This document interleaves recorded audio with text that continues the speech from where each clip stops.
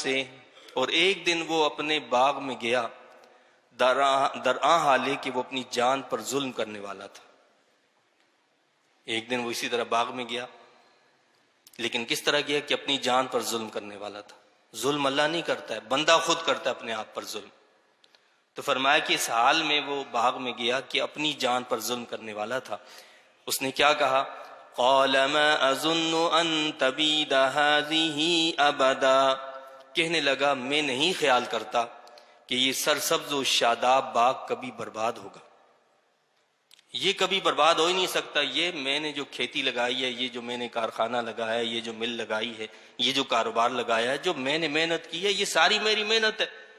کم از کم میری زندگی بھر یہ کبھی فنا نہیں ہوگا، ختم نہیں ہوگا، یہ سب اس طرح چلتا رہے گا، یہ کبھی ختم نہیں ہوگا۔ وما اظن الساعة قائمة، اور میں یہ بھی خیال نہیں کرتا کہ کبھی قیامت بھی برپا ہوگی۔ یہ کیا قیامت لگائی ہے تم لوگوں نے؟ میرے خیال میں تو یہ کوئی قیامت وغیرہ کوئی چیز نہیں ہے۔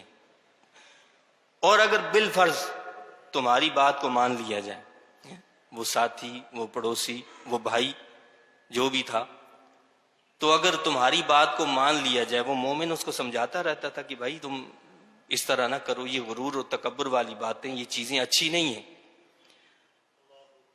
قیامت آئے گی، اللہ کے حضور حاضر ہونا ہے، اس کے سامنے ہر شے کا جواب دینا ہے، حساب دینا ہے ساری زندگی کا۔ تو کہنے لگا کہ قیامت وغیرہ کوئی برپا نہیں ہوگی۔ اور اگر بالفرض یہ قیامت برپا ہو جائے تو کیا ہوگا؟ وَلَئِن رُدِدتُّ إِلَىٰ رَبِّي لَأَجِدَنَّ خَيْرًا مِّنْهَا مُنْقَلَبًا، کہنے لگا کہ اور بفرض محال اگر مجھے لٹایا گیا اپنے رب کی طرف تو یقیناً میں پاؤں گا اس نزدگاہ سے بہتر پلٹنے کی جگہ۔ یہ ہے وہ فساد، یہ ہے وہ بربادی، یہ ہے وہ ہلاکت جو مالدار طبقے کے ذہنوں میں سما جاتا ہے۔ اسی نے اہل قریش کو فساد میں اور ہلاکت میں مبتلا کیا، گمراہی میں مبتلا کیا۔ وہ اللہ کے نبی صلی اللہ علیہ وسلم کے پاس آتے تھے، کہتے تھے جی وہی اگر نازل ہونی تھی تو کسی وڈیرے پر کیوں نازل نہیں ہوئی، کسی مال دولت والے پر کیوں نہیں آئی، یہ آپ پر کیوں آئی ہے وہی؟ اس لیے وہ محروم رہے، ہدایت سے محروم رہے۔ اور آج بھی جو اہل ثروت طبقہ ہے، مال و دولت والا طبقہ، اس کے ذہن میں یہی بات سمائی ہوئی ہے، یہ اللہ مجھ سے راضی ہے جی۔ کیوں راضی ہے بھائی؟ کیا اس کی نشانی علامت ہے؟ یہ اللہ نے مجھے مال دیا ہے، دولت دی ہے، پیسہ دی، آگے پیچھے نوکر چاکر پھر رہے ہیں، اس کا مطلب ہے اللہ راضی ہے مجھ سے۔ اللہ نے بتایا، مثال دی ہے کہ یہ اللہ کی رضامندی کی کوئی علامت اور نشانی نہیں ہے۔ اللہ کھول کھول کر بیان کر رہا ہے ہمارے سامنے کہ جو کافر تھا اس کو ہم نے بڑا مال دولت دیا، مومن تھا وہ بیچارہ مفلس مال دولت کے اعتبار سے تھا، لیکن اس سے بڑی دولت اللہ نے اس کو عطا فرمائی تھی، وہ ایمان کی دولت تھی نا۔ اس کو ہم دولت نہیں سمجھتے، یعنی جو ایمان کی دولت ہے اسے ہم دولت سمجھتے نہیں ہیں۔ اور اللہ تعالیٰ یہ بتاتا ہے کہ سب سے بڑی دولت جو ہے وہ مال نہیں ہے، وہ ایمان ہے، ایمان کی دولت ہے۔ جس کو یہ میسر ہو گئی تو اسے سمجھے سب کچھ آ گیا، اس کے پاس سب کچھ ہے۔ اور جس کے پاس یہ ایمان کی دولت نہیں ہے، دنیا بھر کا ساز و سامان ہو تو وہ مفلس ہے۔ تو وہ کہنے لگا کہ جی اگر بالفرض مجھے لوٹا دیا گیا اور تمہارے کہنے کے مطابق قیامت برپا ہو گئی اور اللہ کے حضور کھڑا کیا گیا تو مجھے امید ہے کہ میرا رب مجھے وہاں بھی اس سے بہتر جگہ دے گا۔ مجھے چونکہ اللہ نے دنیا میں یہ مال دولت دیا تو وہاں پر بھی اسی طرح راحتیں دے گا، آرام دے گا، سکون دے گا۔ یہ جو نقطہ نظر ہوتا ہے نا، یہ سما جاتا ہے کس کے ذہن میں؟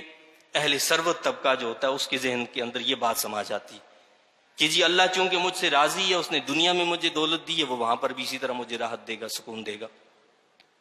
جبکہ یہ فساد کی جڑ ہے۔ اللہ جب مال دیتا ہے، دولت دیتا ہے، یہ اس کے لیے بڑی آزمائش ہو جاتی ہے، انسان کے لیے بڑی آزمائش ہوتی ہے۔ تو کہنے لگا کہ جی اس سے بہتر جگہ ملے گی۔ اس کے ساتھی نے کہا، جو مومن تھا، اس نے کہا قال له صاحبه وهو يحاوره اكفرت بالذي خلقك من تراب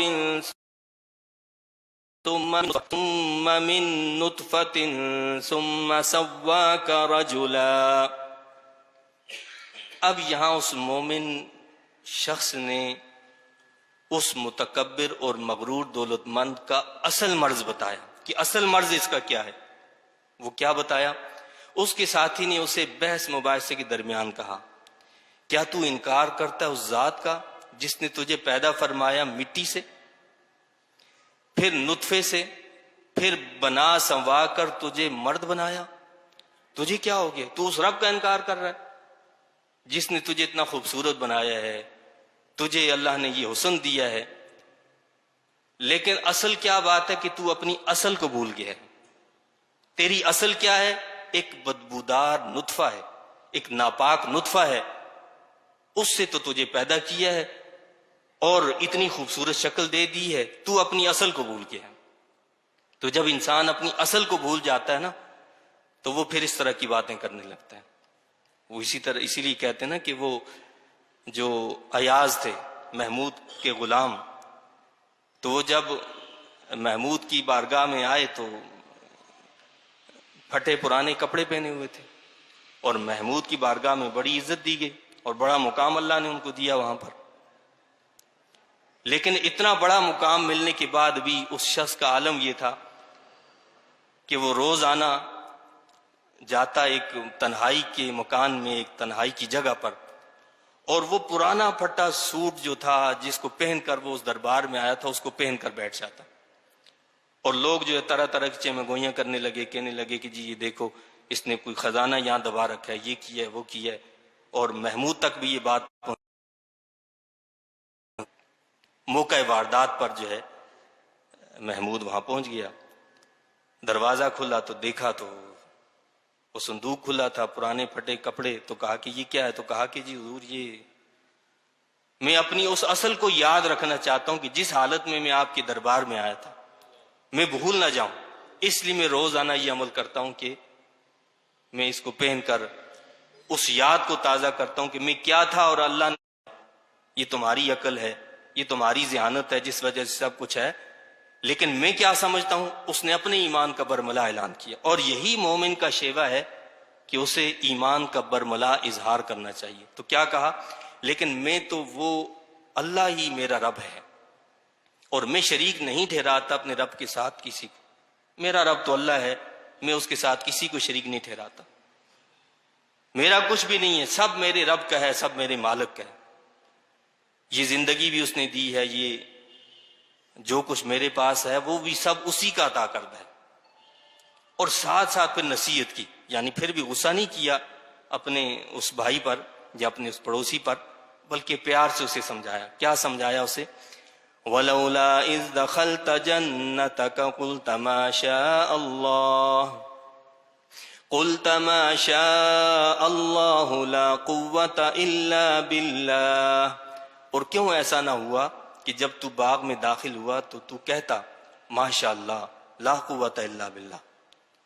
وہی ہوتا ہے جو اللہ تعالیٰ چاہتا ہے، اور اللہ تعالیٰ کی مدد کے بغیر کسی میں کوئی طاقت نہیں.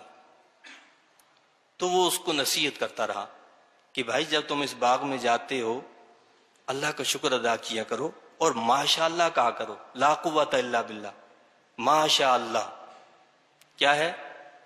ہوتا وہی ہے جو اللہ چاہتا ہے.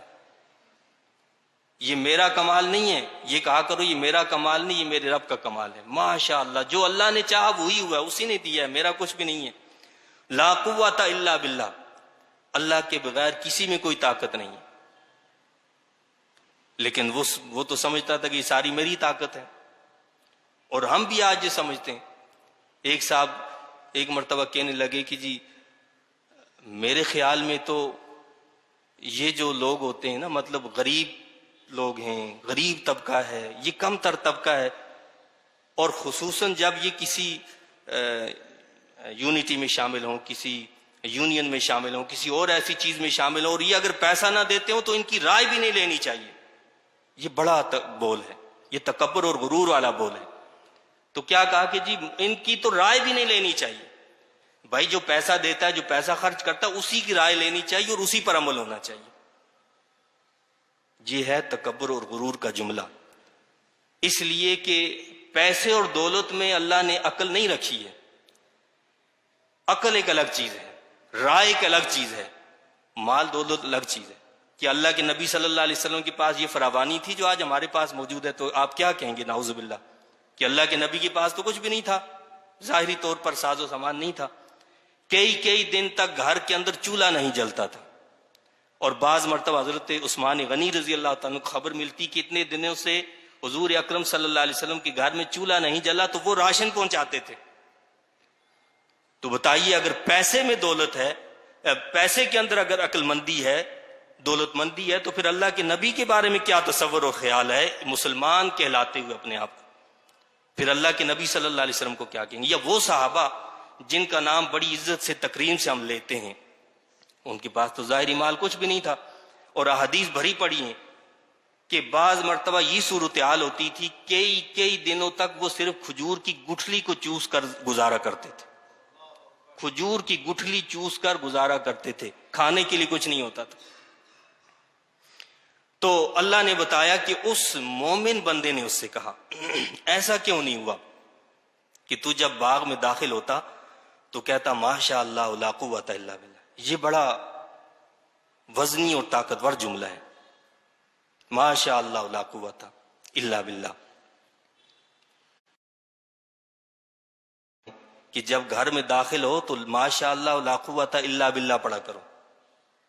اور حضرت انس رضی اللہ تعالیٰ عنہ سے روایت ہے کہ جو شخص اپنے گھر سے نکلتے وقت یہ کلمات پڑھے، بسم اللہ توکلت علی اللہ لا حول ولا قوت الا باللہ، اس کی حفاظت کی جاتی ہے، شیطان اس سے دور رہتا ہے.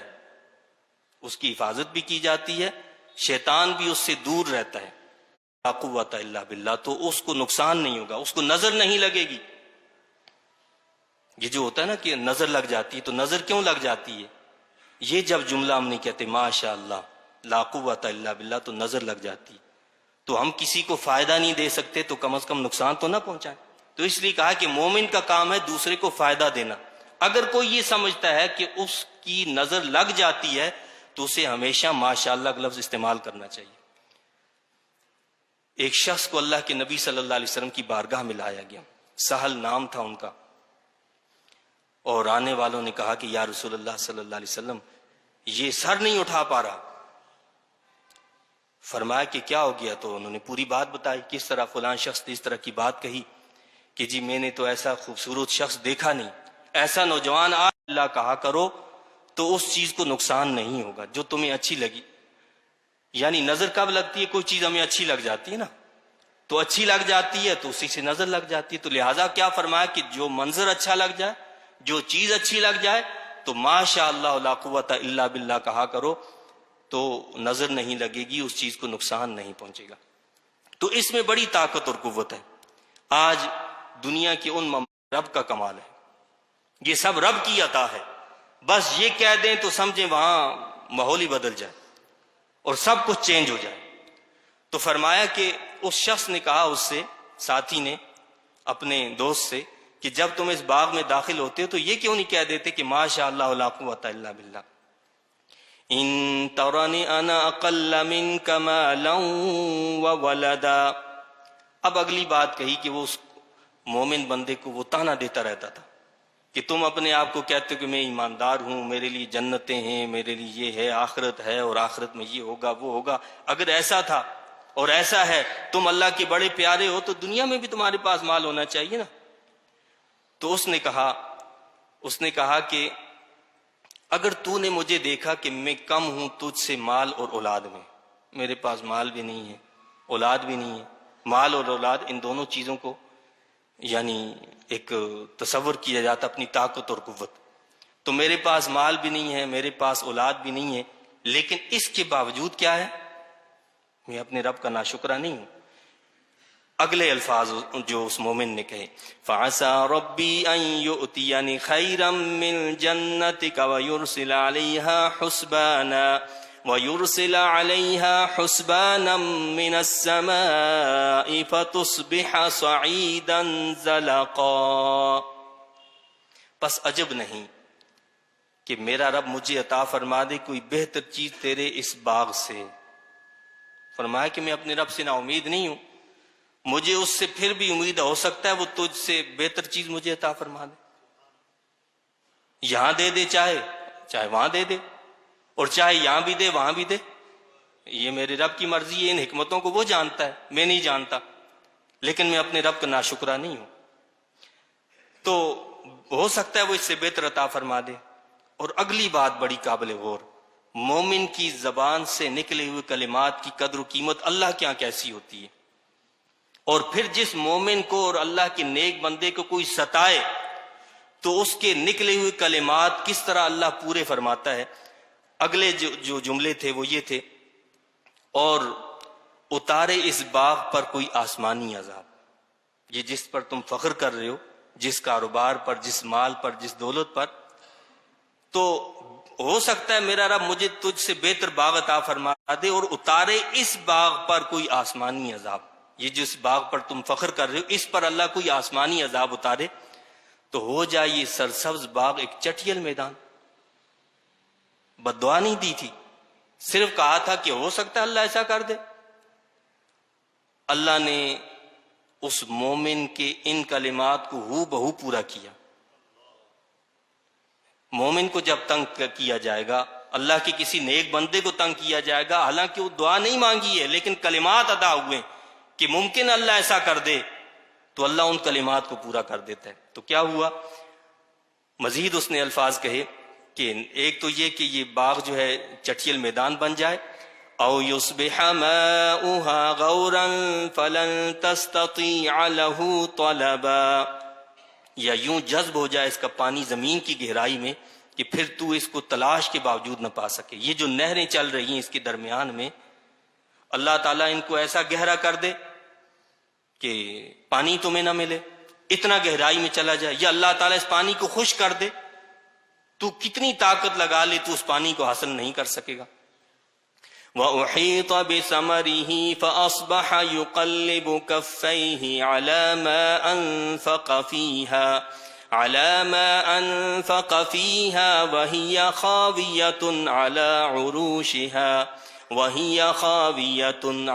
عُرُوشِهَا وَيَقُولُ يَا لَيْتَنِي لَمْ أُشْرِكْ بِرَبِّي أَحَدًا، اور اس کے باغ کا پھل برباد ہو گیا، پس وہ کفے افسوس ملنے لگا اس مال کے نقصان پر جو اس نے باغ پر خرچ کیا تھا، اور اب وہ گرا پڑا تھا اپنے چھپروں پر اور بصد حسرت کہنے لگا کاش میں نے کسی کو اپنے رب کا شریک نہ بنایا ہوتا۔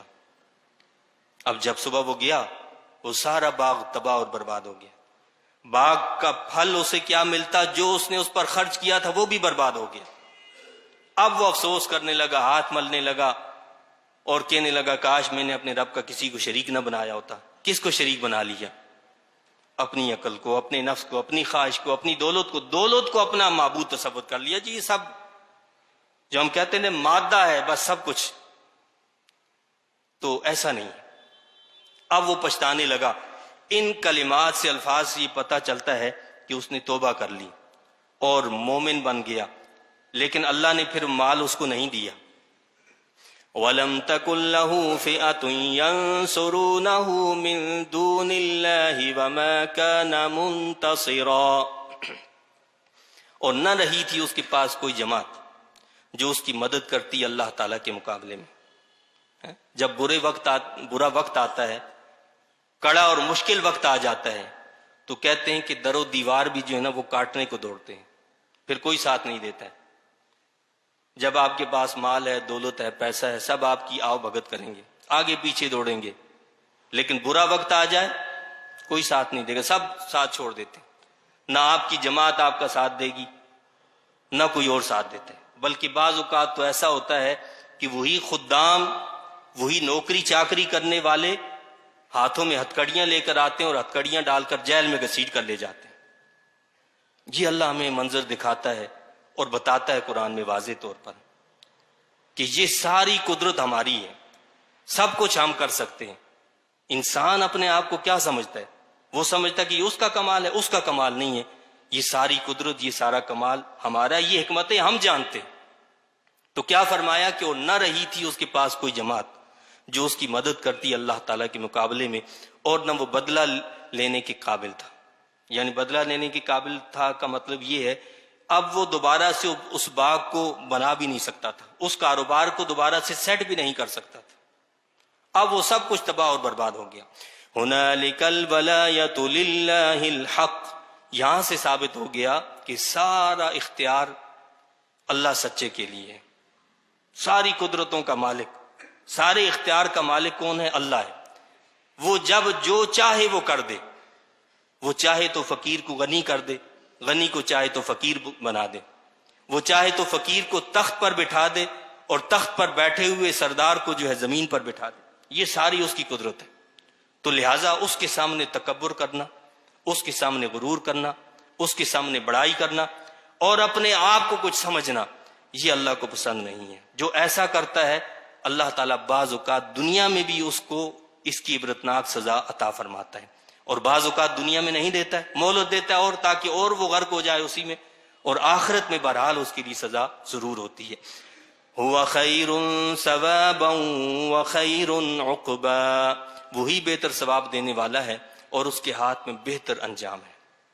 یعنی نیک اعمال کا، اچھے کاموں کا جو ثواب دینے والا ہے، اجر دینے والا ہے، وہ اللہ رب العزت ہے، اور وہ جو دیتا ہے مومن کو، جو عطا فرماتا ہے وہ اس کو بہتر ہی عطا فرماتا ہے، اور مومن کا انجام بہرحال بخیر ہوتا ہے، اگرچہ بظاہر وہ مفلس ہی کیوں نہ ہو، وہ تنگ دستی میں زندگی کیوں نہ گزارے، اس کا انجام اللہ تعالیٰ بہتر کرتا ہے۔ اللہ تعالیٰ مجھے آپ کو، ہم سب کو ان تعلیمات کی سمجھ عطا فرمائے، ان تعلیمات کے مطابق اللہ تعالیٰ ہم سب کو عمل کرنے